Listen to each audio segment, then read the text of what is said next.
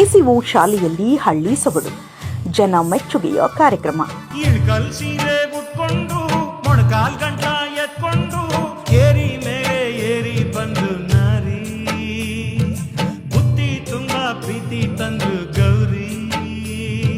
ವರ್ಷಗಳು ಕಳೆದಂತೆ ಭಾರತದಲ್ಲಿನ ಹಳ್ಳಿಗಳ ಸಂಸ್ಕೃತಿಗಳು ಆಚರಣೆಗೂ ಹೊಂದುತ್ತಿವೆ. ಅದರಲ್ಲೂ ನಗರದಲ್ಲಿ ಬೆಳೆಯುವ ಎಷ್ಟೋ ಮಕ್ಕಳಿಗೆ ಹಳ್ಳಿಯ ಪರಿಚಯವೇ ಇಲ್ಲದಂತಾಗಿದೆ. ಕಾರಣ ಇಳಕಲ್ಲಿನ ಕಲೆ ಮತ್ತು ಸಾಂಸ್ಕೃತಿಕ ಸಂಘದ ಅಡಿಯಲ್ಲಿ ಎಸಿಒ ಶಾಲೆಯು ಹಳ್ಳಿಯ ಸೊಗಡು ಎಂಬ ವಿಶೇಷ ಕಾರ್ಯಕ್ರಮವನ್ನು ಹಮ್ಮಿಕೊಳ್ಳಲಾಗಿತ್ತು.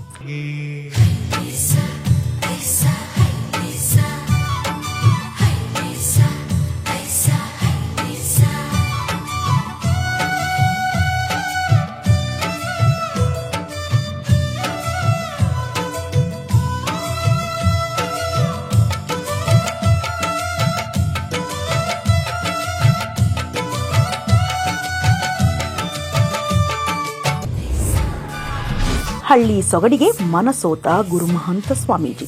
ಈ ವಿಶಿಷ್ಟ ಕಾರ್ಯಕ್ರಮಕ್ಕೆ ಇಳಕಲ್ಲಿನ ಗುರುಮಹಂತ ಸ್ವಾಮಿಗಳು ಆಗಮಿಸಿದ್ದರು. ಮುದ್ದು ಮಕ್ಕಳ ಪಂಚಾಯಿತಿ ಕಟ್ಟೆ, ಧಾನ್ಯಗಳ ಪೂಜೆ ಸೇರಿದಂತೆ ಹಳ್ಳಿಯನ್ನೇ ಮರುಸೃಷ್ಟಿ ಮಾಡಿದ ಮಕ್ಕಳೊಡನೆ ಕಾಲ ಕಳೆದರು. ತೀರ್ಮಾನ ತಗೊಂಡಿನಿ, ಮುಂದಿನ ವರ್ಷ ರಾಜೇಗೌಡರಿಗೆ ಉಸ್ತುವಾರಿ ಕೊಡೋಣ. ಅವನೇನಾದ್ರೂ ಕಿತಾಪತಿ ಮಾಡಿದ್ರೆ ವಾಪಸ್ ತಗೊಳ್ಳೋಣ. ಇದೇ ಈ ಪಂಚಾಯಿತಿ ತೀರ್ಮಾನ.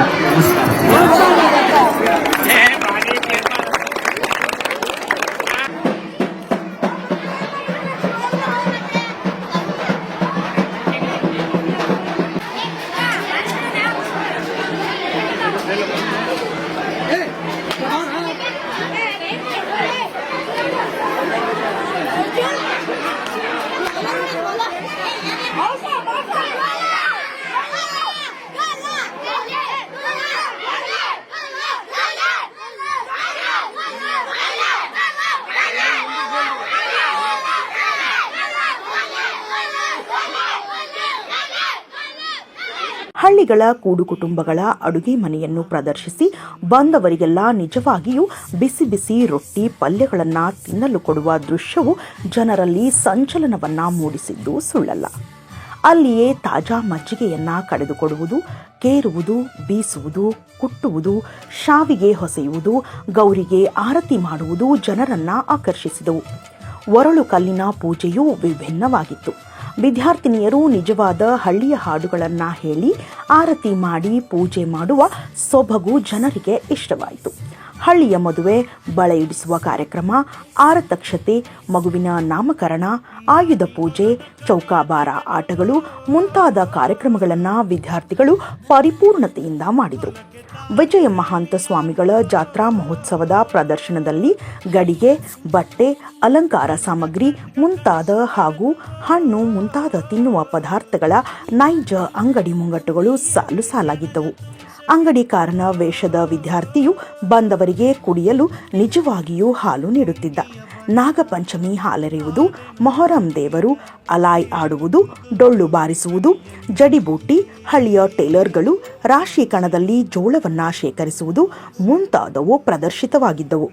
ಕಣಿ ಹೇಳುವವರು, ಹೆಳವರು, ಸಾರುವ ಐನವರು ಜನರ ಗಮನವನ್ನ ಸೆಳೆದರು. ಸರಸ್ವತಿ ಹಾಗೂ ಗಣೇಶನ ದೇವಾಲಯಗಳನ್ನು ಸಹ ನಿರ್ಮಿಸಲಾಗಿತ್ತು. ನನ್ನ ಮಗಳು ಇದೇ ಸ್ಕೂಲಲ್ಲಿ 7th ಓದ್ತಾ ಇದ್ದಾರೆ.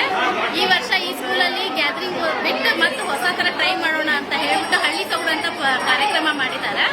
ಇದೆಲ್ಲ ಮಕ್ಕಳಿಗೆ ಬೇಕಾಗುತ್ತೆ, ಇನ್ ಫ್ಯೂಚರ್ ಆದರೂ ಬೇಕಾಗುತ್ತೆ.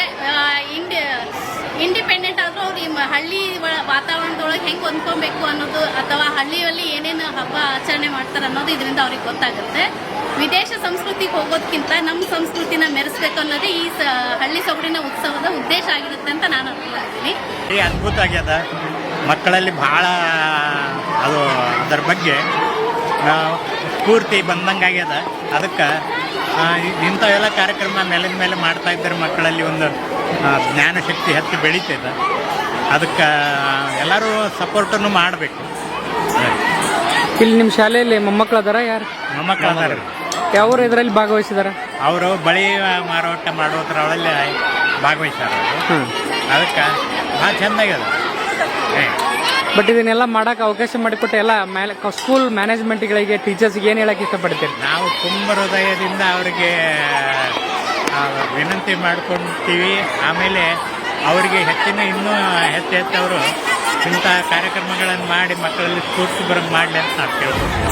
ನಮ್ಮ ಶಾಲೆಯಲ್ಲಿ ಪ್ರತಿ ವರ್ಷದಂತೆ ವಸ್ತು ಪ್ರದರ್ಶನವನ್ನು ಈ ವರ್ಷ ಮಾಡಲಾರ್ದ ಅದರ ಬದಲಾಗಿ ಒಂದು ಹೊಸದನ್ನು ಮಾಡಬೇಕು ಅಂತ ಆಲೋಚನೆ ಬಂದಾಗ ಹಳ್ಳಿ ಸೊಗಡು ಅನ್ನುವಂಥ ಒಂದು ಕಾರ್ಯಕ್ರಮ ನಮ್ಮ ಜ್ಞಾಪಕಕ್ಕೆ ಬಂತು.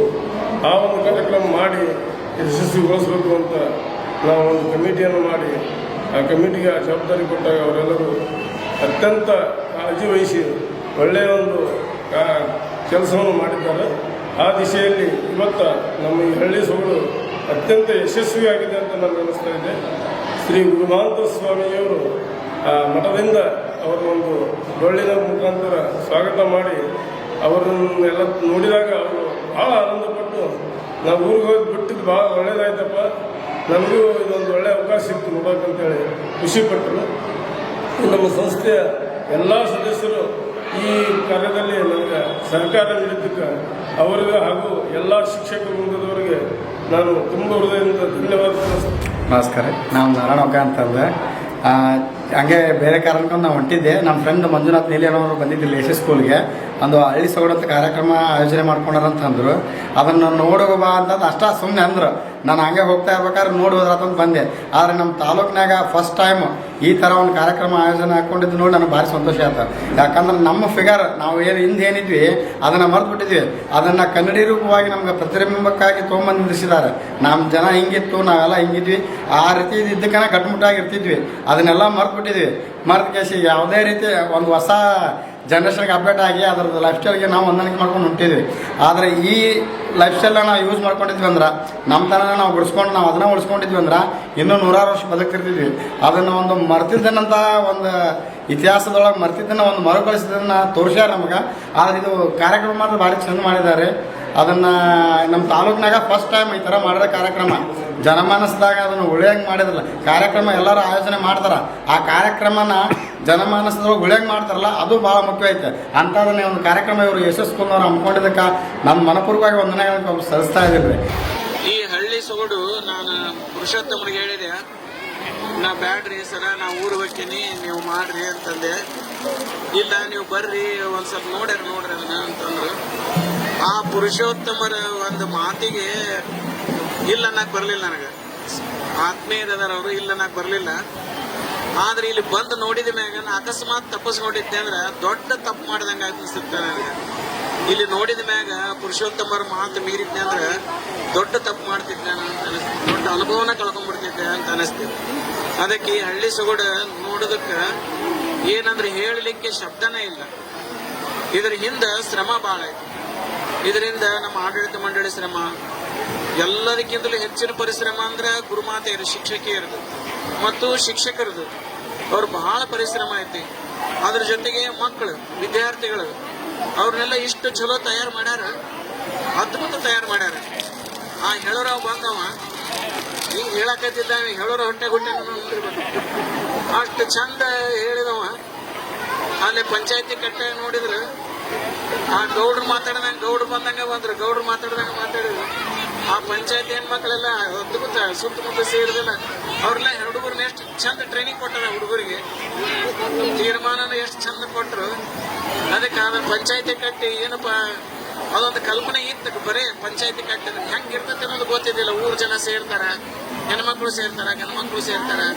ಪಂಚಾಯತಿ ನಿರ್ಣಯ ತಗೊಳಕ್ನಾಗ ಅಲ್ಲಿ ಜನದ ಅಭಿಪ್ರಾಯ ಕೇಳ್ತಾರ, ಏನ್ ತಮ್ಮದ ಹೇಳ್ತಾರೋ ಏನ್ ಅಭಿಪ್ರಾಯ ಕೇಳಿ ಹೇಳ್ತಾರ ಅನ್ನೋದೊಂದು ಭಾವ ಇತ್ತು.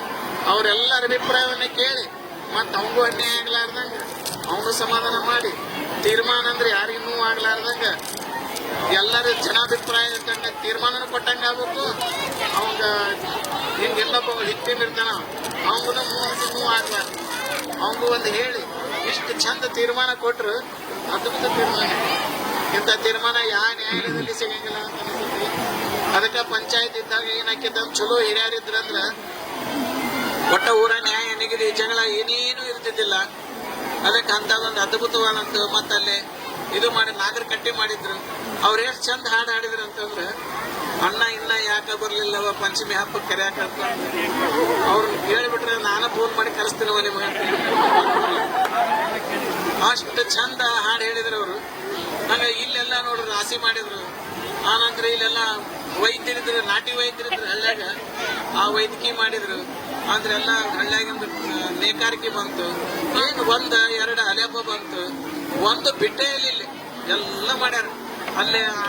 ಅಲ್ಲೇ ಇದು ಮಾಡ್ಯಾರ, ಜಾತ್ರೆ ಮಾಡ್ಯಾರ. ಅಲ್ಲಿ ಒಳ್ಳೆ ಜಾತ್ರೆ, ಎಲ್ಲ ಮಾತಪ್ಪನ ತೇರು, ಆ ಜಾತ್ರೆ ಸಂತಿ ಎಷ್ಟು ಚಂದ ಕಲ್ಪನೆ ಇದೆ.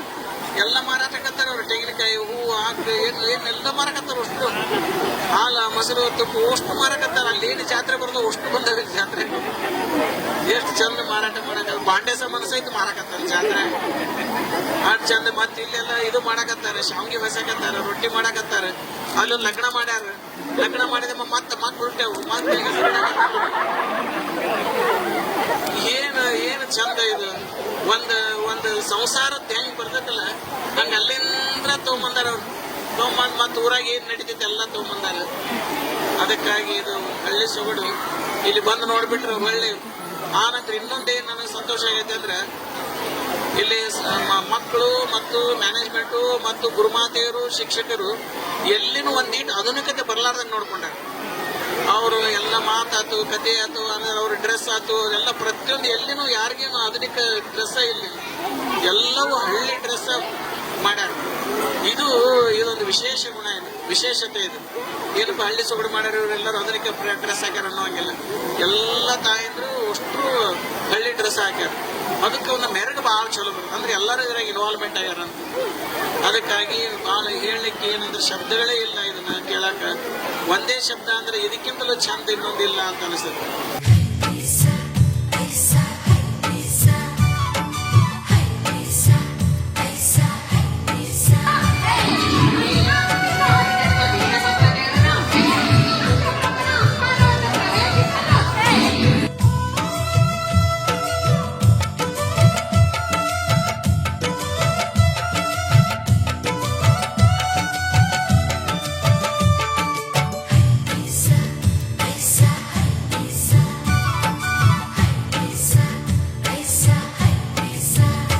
ಇನ್ನಷ್ಟು ಅಪ್ಡೇಟ್ಗಳಿಗಾಗಿ ಫಾಲೋ ಮಾಡಿ ವಿಜಯ ಧ್ವನಿ ನ್ಯೂಸ್.